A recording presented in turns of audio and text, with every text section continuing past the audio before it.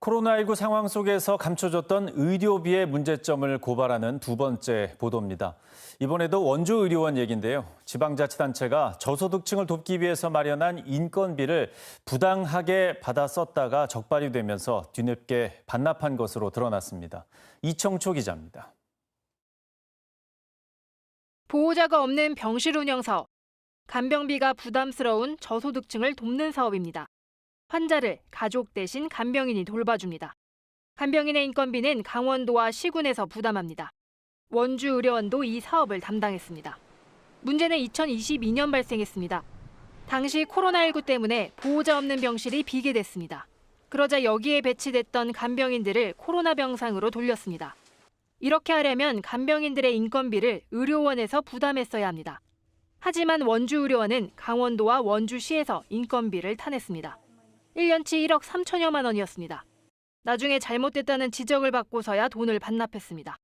당시 상황이 워낙 급박하게 돌아가 행정 처리가 미흡했다고 해명합니다. 원주 지역의 노인병원하고 또 재활병원에서 코로나 환자가 집단으로 아주 급격하게 발생한 적이 있었습니다. 물론 그 당시에 환자군들 중에서 많은 부분 또 저소득층, 의료보호인 환자들도 굉장히 있었고요. 그렇게 해서 좀 어찌 보자면은 원칙에서 어긋났지만은 근본적으로 보자면은 대상이 되는 환자를 치료했다 이렇게도 볼 수 있죠.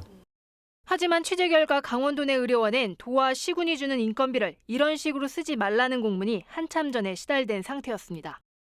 21년도까지는 보호자 없는 병실에 이제 그 주 인력이었던 간병 인력들을 코로나 전담병원에 좀 파견을 해서 같이 활용할 수 있게 했지만 22년도부터는 보호자 없는 병실 사업만 좀 전담해서 할 수 있게. 이에 따라 문제가 생긴 2022년 당시 보호자 없는 병실을 운영하던 강원도 내 의료기관 6곳 가운데 5곳은 간병비 사용 지침을 지켰습니다. 이를 어긴 건 원주의료원 단 한 곳뿐이었습니다. KBS 뉴스 이청초입니다.